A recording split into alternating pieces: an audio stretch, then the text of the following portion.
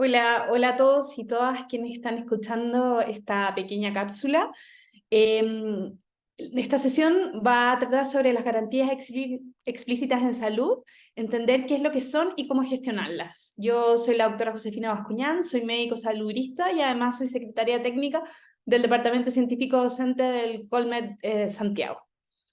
Entonces, dando inicio a la sesión de hoy día, vamos. Entendamos, ¿qué es el GES o también se les dice auge?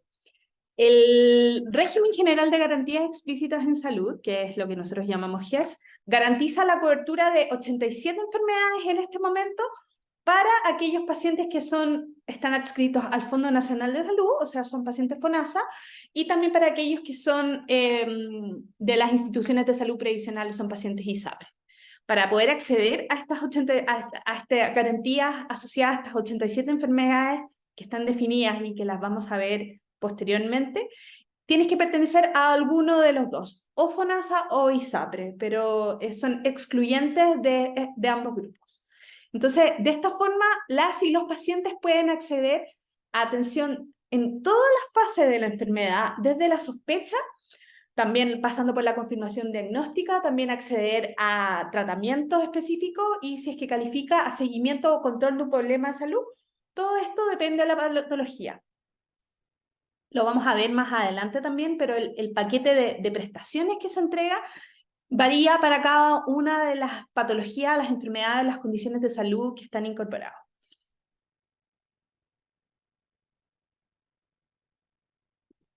Entonces, ¿cómo es la historia del auge o del GES en Chile? ¿Por qué se le dice auge? ¿Por qué se le dice GES? En general, el nombre correcto y el nombre que más utilizamos es GES, que es una sigla en relación a garantías explícitas en salud. Originalmente, como se publicitó y como se dio a conocer a la población en general y también a quienes trabajamos en la salud, fue como patologías auge. Y auge haciendo alusión a un acceso universal a garantías explícitas. Después este nombre de auge cambia a GES justamente porque el acceso no era universal, considerando de que tenías que estar adscrito a FONASA o ISAPRE para poder acceder a ellas. Los pacientes, por ejemplo, que son de las Fuerzas Armadas, que son de Capredena, que son de DIPRECA, de Carabineros, no tienen auge. Entonces, por eso cambia de esta sigla de acceso que considera la palabra acceso universal a GES de garantía explícita. El auge o GES entró en vigencia en el año 2005 dentro de un régimen general de garantías en salud que fue establecido por el Ministerio de Salud, constituyendo un conjunto de beneficios de salud garantizados y bien determinados. Esto fue parte de la reforma de salud del gobierno del presidente Lagos, una reforma de salud que se llevó a cabo entre los años 2002 a 2005 y que se motiva fundamentalmente porque hay un mal diagnóstico de la situación de salud de la población chilena. O sea, ya había cambiado el perfil epidemiológico del país y necesitábamos hacernos cargo de las enfermedades crónicas que estaban surgiendo y que no estábamos dando la respuesta que necesitábamos. Entonces, en el año 2002 es cuando nace este Plan Auge, o GES, asociado a la Ley 19.966, y en ese momento se priorizó una lista creciente de los problemas de salud y se eligieron 25 problemas. Como les contaba anteriormente, hoy tenemos 87 problemas. Pero originalmente en el año 2002, cuando empezaron a pensar, estábamos pensando en solo 25 patologías o condiciones de salud. Actualmente, cada 3 años deben ingresar nuevas patologías, se encuentran priorizadas y son evaluadas por un consejo consultivo, quien evalúa múltiples factores que determinan si es que una patología cumple con las condiciones para ser considerada como GES o no. Por ejemplo, se ve cuál es la carga de enfermedad para la población chilena, los factores de riesgo, ver cuál es la eficacia y la efectividad de prestaciones de medicina basada en la evidencia, también entender cuál es la capacidad real que tenemos de entender estas enfermedades en el sistema de salud y considerar, por supuesto, las preferencias sociales. Bueno, ¿cuáles son las garantías exigidas por la ley? Son 4 garantías. La primera es una garantía de acceso, y es un acceso a recibir atenciones que están definidas para cada enfermedad, ¿ya? El cumplimiento también de estándares de calidad, siendo calidad la segunda garantía que es exigible por la ley. El tercero es una garantía de oportunidad, entendiendo que hay una existencia de un plazo máximo para otorgar prestaciones de salud en las distintas etapas de tamizaje o screening, sospecha, diagnóstico, también para el tratamiento y seguimiento y también rehabilitación. Y la cuarta garantía es una garantía de protección financiera. Actualmente son 87 patologías las que están cubiertas por el GES y se organizan en distintos grupos. ¿Ya? Hay patologías que son respiratorias, hay otras que son intervenciones quirúrgicas, enfermedades orientadas fundamentalmente a las personas mayores, otro tipo de enfermedades crónicas, patologías relacionadas con salud oral, enfermedades del corazón y enfermedades cerebrovasculares, manejo de cánceres, parto prematuro y enfermedades de los recién nacidos para niños y niñas también, enfermedades relacionadas con la salud mental, enfermedades de visión y otras enfermedades graves y complejas. Esta es la gran clasificación de las 87 enfermedades. Es súper importante que como médicos nosotros entendamos quizás cuáles son estas enfermedades, tener acceso al listado, entendiendo que es un listado bastante amplio. No, al final uno de todas maneras siempre maneja de memoria las más importantes o las que son las más prevalentes para uno según la práctica clínica que tengan cada uno de ustedes, pero entender también cuáles son las garantías en relación a los tiempos, qué es lo que el Estado garantiza, cuáles son los tiempos, como decía anteriormente, y entender cómo esto se inserta dentro del manejo de los pacientes. ¿Quiénes pueden acceder al GES? Como les mencionaba anteriormente, deben ser afiliados y afiliadas a FONASA y SAPRE que cumplan con los siguientes requisitos. El primero, necesitan ser diagnosticados con alguna de las 87 enfermedades que forman parte de la cobertura GES y que cumplan las condiciones especiales de edad, estado de salud u otras definidas para cada patología, porque cada patología cumple sus condiciones de edad o de condición de salud o de gravedad de la patología para ser considerada como GES. Y también tienen que atenderse en la red de prestadores que determine FONASA, que es la red pública de hospitales, la que les corresponde según su domicilio, o la red de prestadores que determinan cada ISAPRE, si es que es un paciente que está afiliado a un ISAPRE.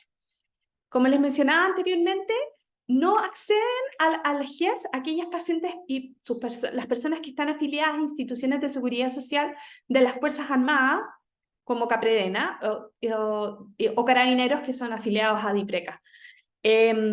Por eso era lo que yo mencionaba previamente de que pasa a cambiar su nombre de AUGE, de acceso universal a garantías explícitas, a garantías explícitas en salud, entendiendo de que hay un grupo de población, como son aquellos que están adscritos a las instituciones de seguridad social que mencioné previamente, que no tienen acceso a las canastas GES ni a las garantías que entrega las garantías explícitas en salud, valga la redundancia.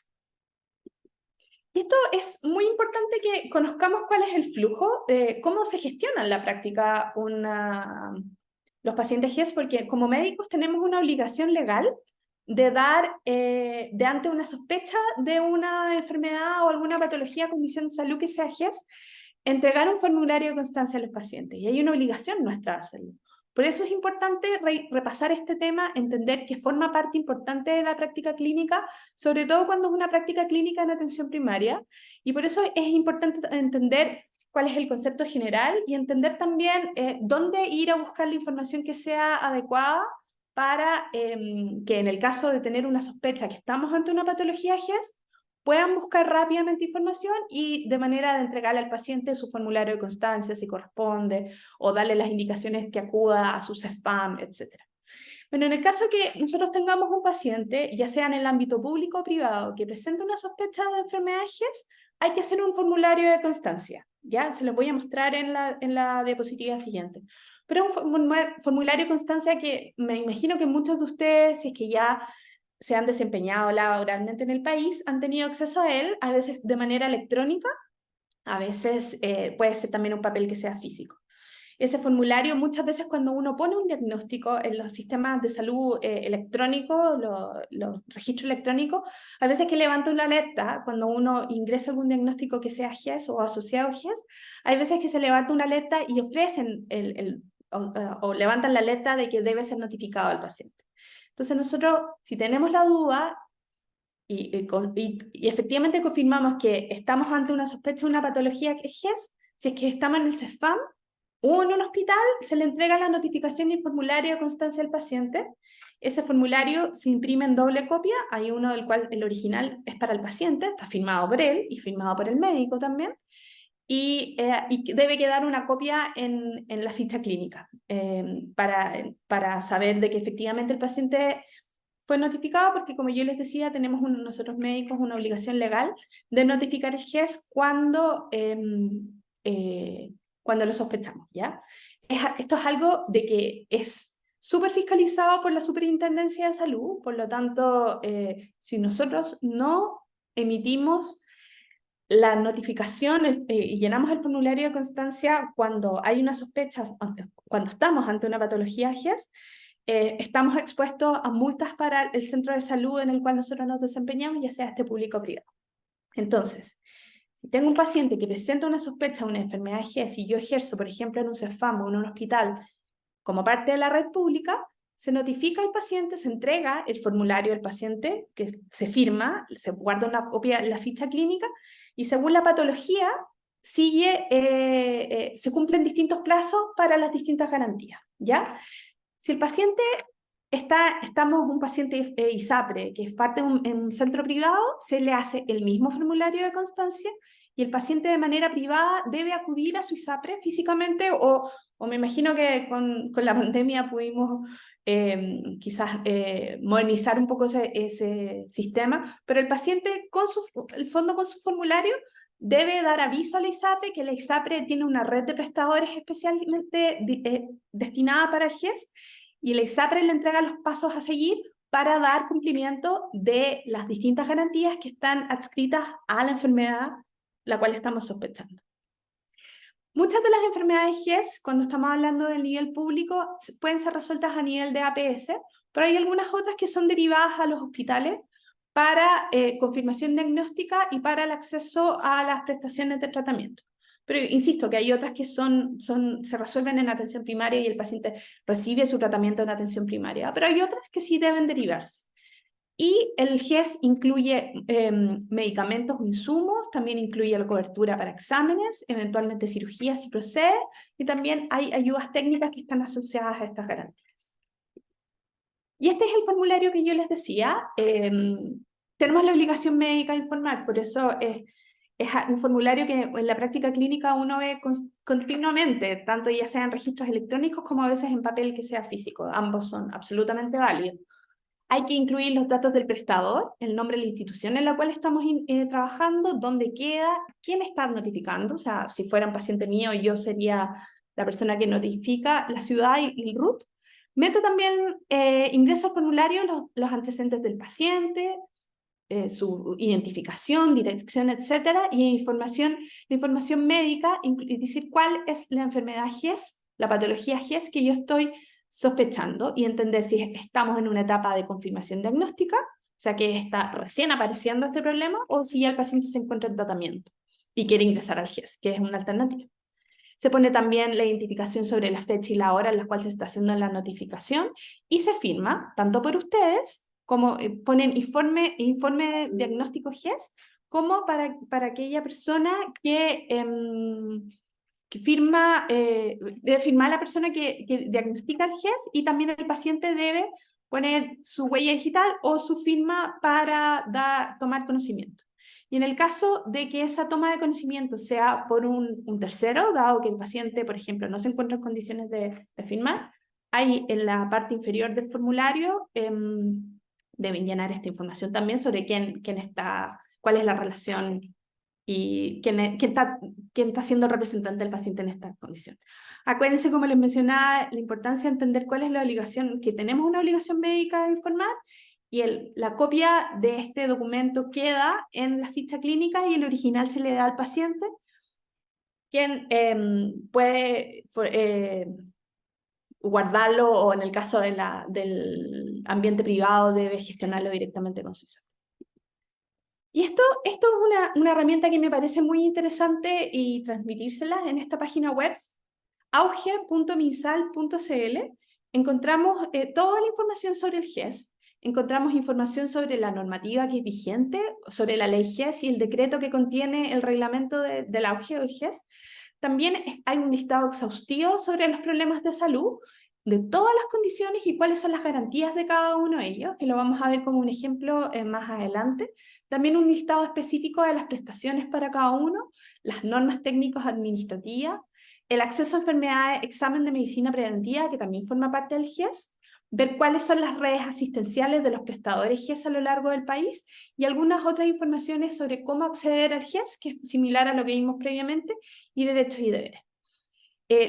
Obviamente es difícil entender y saberse de memoria las 87 patologías que forman parte del GES, como yo les decía anteriormente. Por la práctica clínica, igual hay algunas que se empiezan a repetir y uno las empieza a ver más comúnmente, otras menos. Pero sí es importante tener al acceso, cuando estamos trabajando, esta página de auge.minsal.cl, porque es una página muy accesible, que funciona muy bien organizada y muy como amable en la entrega de información, que les va a entregar todas las luces sobre las distintas enfermedades y en específico cuáles son las garantías para cada una de ellas. Entonces, si hiciéramos como un zoom a la parte de problemas de salud, por ejemplo, después se despliega un listado de todas las enfermedades que están relacionadas con el GES. Y en este caso yo elegí una al azar y elegí, por ejemplo, el cáncer en personas menores de 15 años. Para cada enfermedad vamos a tener una definición, o sea, qué es lo que está cubierto, o sea, a qué nos referimos como cáncer. Se ven en la tabletita de arriba, pueden ver también, se explicita cuál es la garantía de acceso, la garantía de oportunidad y también la protección financiera. Por ejemplo, en este ejemplo que tomé de cáncer en personas de 15 años, define que los cánceres en personas de menos de 15 años incluyen las leucemias, los linfomas, los tumores sólidos, y hay una definición de a qué es lo que corresponde la leucemia, a qué es lo que corresponde el linfoma, y a qué es lo que corresponde los tumores sólidos, de manera de entregar un marco general de cuál es la cobertura que está entregando el GES acá. Y también, por ejemplo, en este problema de salud hay otra información que incluye las siguientes enfermedades y sinónimos que la designen en la terminología médica habitual. O sea, todos los tipos de cánceres y tumores del sistema nervioso de crecimiento rápido que requieren tratamiento. O sea, son todos los tipos de cáncer en personas menores de 15 años, ya sea por tumores sólidos o tumores hematopoyéticos, o, están cubiertos por el GES. Entonces, siguiendo en las garantías de acceso, por ejemplo, empieza a explicar, todo beneficiario menor de 15 años, cuando haya una sospecha, va a ser parte del GES que va a tener acceso a confirmación diagnóstica. Cuando el paciente esté confirmado del punto de vista diagnóstico, va a poder identificarse, va a tener acceso a su tratamiento y va a tener acceso a un seguimiento. Y en el caso explicita que en las leucemias y linfomas también trasplante de médula ósea. Estando en tratamiento va a tener acceso a continuarlo. Por ejemplo, un paciente que ingresara ahora al GES, si está tratando de manera particular, por decirlo, y quiere ingresar al GES, va a tener acceso a continuarlo. También hay una información sobre que igual acceso tendrá todo beneficiario el que se haya sospechado antes de los 15 años, aun cuando la confirmación se produzca después de esta edad, alguien que estaba a punto de cumplir edad. Y aparece que también que los beneficiarios menores de 25 años que tengan recidiva y que hayan tenido sospecha antes de los 15 años van a tener acceso a confirmación diagnóstica, tipificación, tratamiento y seguimiento. O sea, da como 10 años de margen en caso el paciente esté con una recidiva. Eso en relación a las garantías de acceso. O sea, da la explicación de cuál es la garantía del GES en las distintas etapas de presentación de la enfermedad, desde la sospecha hasta una potencial recidiva. Y siguiendo con las garantías de oportunidad en relación al diagnóstico, acá estamos hablando de los tiempos. Por ejemplo, dice que aquellas personas con leucemia, confirmación diagnóstica dentro de 14 días. Y aquellos con linfomas o tumores sólidos, confirmación diagnóstica dentro de 30 días. También para el caso del tratamiento, cuando se va a iniciar la quimioterapia, dentro de 24 horas, dice después radioterapia dentro de 10 días, tratamiento quirúrgico, catéter venoso central, etc. Y el seguimiento se realizará dentro de 7 días o 30 días según el tipo de tumor que tengan. O sea, es para darles a entender de que hay un marco de tiempo en el cual las garantías de acceso deben darse, deben cumplirse. Es súper importante entender que hay un marco de tiempo porque si las personas, los pacientes, no son, estas garantías están, valga la redundancia, garantizadas por ley. O sea, si pasan más de 14 días y no hay el tratamiento quirúrgico, desde la indicación médica han pasado más de 15, 16 días, las personas pueden poner un reclamo en la Superintendencia de Salud y la Superintendencia de Salud debe actuar para garantizar, entregar la garantía de oportunidad como parte del GES. Y siguiendo con la protección financiera, acá aparece, acuérdense que para las personas que son beneficiarios de FONASA, desde el año pasado, septiembre del 2022 en adelante, hay copago cero, o sea, no pagan nada. Anteriormente sí había un copago según el tramo de FONASA en el cual correspondían, y en el caso del GES era igual a un 20%. Las personas que están adscritas a ISAPRE tienen un copago un 20% y se menciona ahí los aranceles de las intervenciones, ya sean diagnóstico, tratamiento y seguimiento. Esto era netamente como un ejemplo, porque podríamos estar obviamente toda la tarde acá repasando cuáles son las 87 distintas enfermedades, pero yo los invito de todas maneras a que ustedes ingresen a la página auge.minsal.cl, donde van a encontrar toda la información sobre las distintas enfermedades de salud. Y mi recomendación es que lean de las distintas enfermedades, sobre todo las que son más afines según su práctica clínica, que ustedes puedan ver cuáles son las garantías, los tiempos, qué es lo que la canasta GES, o sea, la canasta de prestación de cada enfermedad está incluida, de manera de familiaricen con esos temas. Y vean también cuáles son las perspectivas legales, entender los derechos, los deberes, las distintas normas que están asociadas al GES, el tema del cumplimiento con la notificación, que como les mencionaba, es una obligación médica de quienes vemos a los pacientes. Y eso fundamentalmente era lo que yo quería transmitirles hoy día en esta mini cápsula, para darles un pequeño inicio, una introducción sobre lo que significa la práctica clínica en relación a las garantías explícitas en salud, sobre qué es lo que son y cómo se gestionen tanto el sistema público como el sistema privado. Muchas gracias.